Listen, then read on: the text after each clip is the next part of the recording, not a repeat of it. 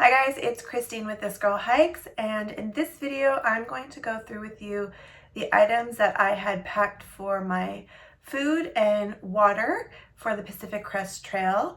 As many of you may know, I was about 2 days away from hitting the Pacific Crest Trail when I had to cancel my trip due to COVID-19.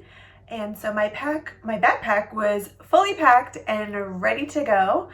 And I'm in the process of unpacking things and organizing them with my gear right now, and thought while I did this, I would go ahead and create for you a series of videos that share with you the items that I had packed for my trip. The reason I've decided to break them down into smaller videos with categories is because I think that it's not only helpful to show you what I packed, but also share with you why I've chosen those specific pieces of gear versus maybe some others that are available on the market. So in this video, I will share with you my food and water selections. I'm interested to know if you want to see just a full video of everything where I just quickly run down all the items but don't talk in detail about things.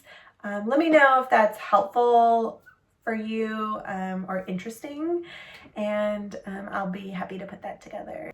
Before I jump right into that, I just want to take a moment to say thank you so much for the outpouring of love and support that I've received in my comments for my trip cancellation. Was a somewhat difficult but also necessary decision to make, and it's just really nice to hear that you guys get it. Seems trivial, but it's also sort of like a life-changing experience that I was very much looking forward to. So I feel grateful that you understand that as a community, because we seek adventure in the outdoors, not just for the experience of the things around us, but what it does for us inside. And it's just really, I really appreciate that you were willing to share in that with me, and know it just feels good to know that you guys get it. You know, we all like to feel like we're not alone. So what a wonderful community. Thank you so much. All right, now diving right into things. The first item that I want to discuss is my stove. I had ultimately selected to bring my Jetboil MicroMo. I have a full video detailing this stove. I've had this stove since 2016, and I will link that video above so that you can check it out if you're interested to know more about this specific Jetboil and some comparisons with some of the other Jetboil products. Back in November, in anticipation of the Pacific Crest Trail, I actually purchased another stove option. I purchased the Snow Peak LightMax stove and the Snow Peak titanium cup to go with it. I initially purchased the 450 cup, which is just a very small cup. And the reason I did that is because I don't cook in my stove. I just need to heat up small amounts of water at a time. And I thought that that would be sort of the most minimal carry option. Not only lighter weight, but also just minimal in its actual components. And sometimes the Jetboil for me lately has felt a little bit clunky and bulky. And so I was looking to streamline those components. Then I kind of figured out, once I had the 450 cup, that it wasn't really saving me any space because I was still going to need to put my actual gas canister somewhere, and it didn't fit inside the cup. So I went ahead and exchanged that one and upgraded to the 700 cup by Snow Peak. And then I used that. I tested it on a couple of different trips, including most recently my multi-night trip on Catalina Island. And I'm really glad I tested it then, instead of just determining that it's exactly what I needed to take on the PCT, because I actually ran out of fuel on Catalina. I was cooking maybe a little bit more than usual because I was making oatmeal for breakfast, whereas typically in the past I wasn't having breakfast, or I would have like a bar or something at some point. But that was only just boiling a little bit of water more than what I usually have. Ultimately, I determined that the difference in fuel economy is based on the actual stove itself and how it functions. The Jetboil heats water very, very efficiently and uses a minimal amount of fuel even in cold temperatures, whereas the Snow Peak, the design of it, and it just consumes much more fuel. I know that it's possible to use windscreens and things like that in order to make the stove a little bit more fuel efficient, but adding those additional components was only working against my initial goal in the first place, which was to streamline the system. So it just did not make any sense to me to shave a little bit of weight and slightly streamline a system and then have to have this worry about whether or not I was going to run out of fuel or make extra efforts in order to not run out of fuel or carry a larger fuel canister. And so I ended up returning those items, and I ultimately decided that I would just bring my Jetboil, and I know that I can get a week solid at least with just one of the smaller fuel canisters. Because all I do is heat water morning and evening, and with the fuel efficiency of the Jetboil, this is all I need.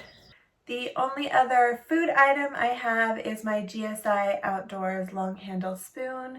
I do like the long handle because it allows me to get down into the food bag if I'm eating a backpacking meal, and so yeah, it works out pretty good for me, and that's all I need.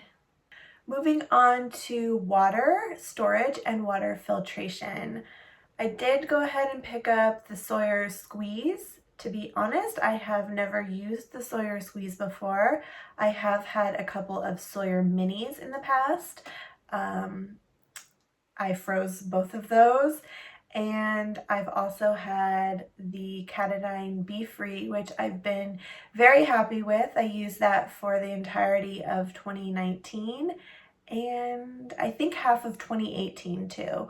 And that worked out really well for me. I liked how easy that was to flush in the backcountry, and I found the flow rate to be pretty satisfactory.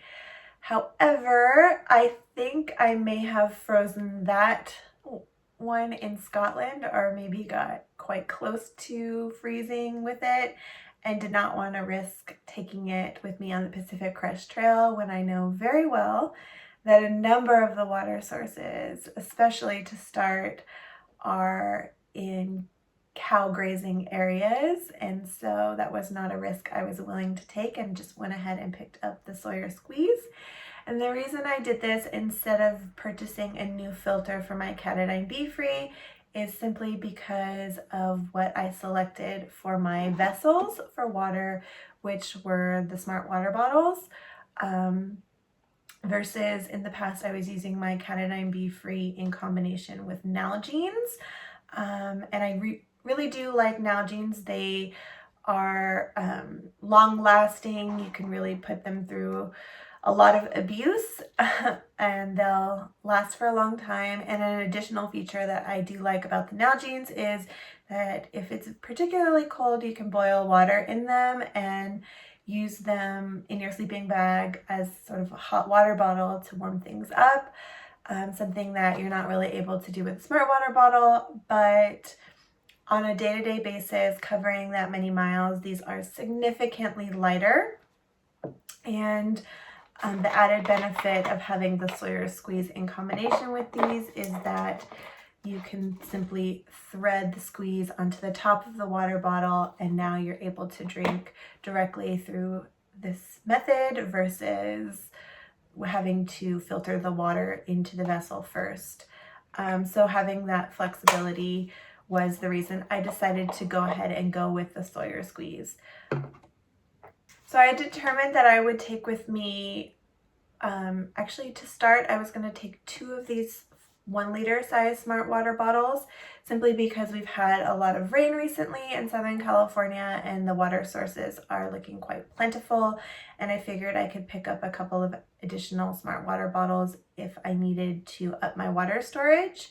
But of course, 2 liters of water is insufficient for Southern California. So in addition, I had my Platypus 2-liter bag. This bag I've had for a few years. It's worked out really nicely for me. I haven't had any leaks or anything like that.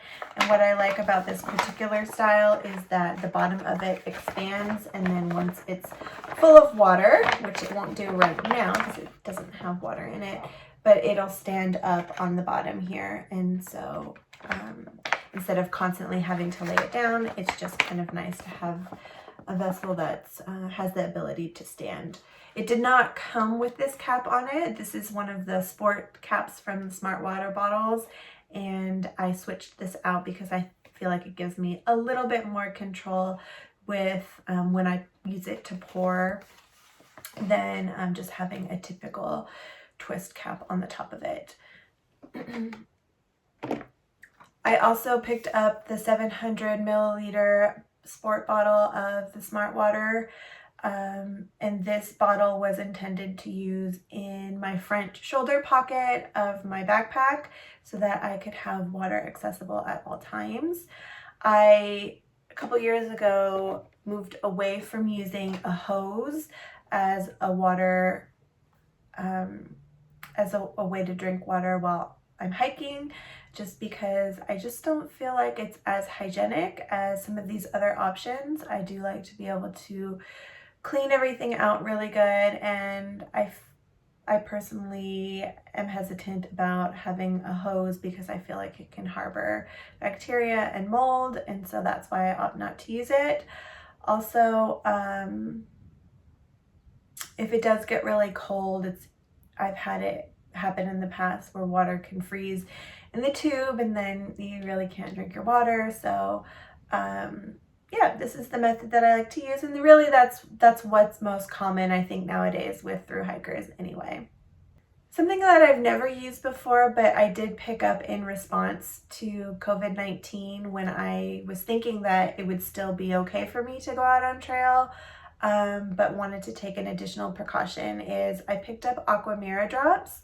I picked up just the 1 ounce bottle of these, and Aquamira is a chemical water treatment. And the reason I got that in addition to the Sawyer is because Aquamira will kill viruses, so that I'm not having to boil all of my water, but I can just add in the Aquamira drops and wait the additional period of time in the event that I felt it was necessary. In the past, I've always just used a water filter, and I've never had any negative consequences for making that choice, but I just wanted to be extra cautious because of what's going on right now, and now it's something that I have and can hold on to and travel with in the future in the event that I feel like I'm at a water source where I may want to use an additional form of filtration or treatment, I should say, and or if I have one of those nights where I forget to sleep with my water filter and I feel like the temperature has gotten maybe a little below freezing, I have a backup option as well. Well, that is everything that I selected to bring in terms of water filtration and food preparation. Thank you so much for watching, and I'll see you again very soon. Bye.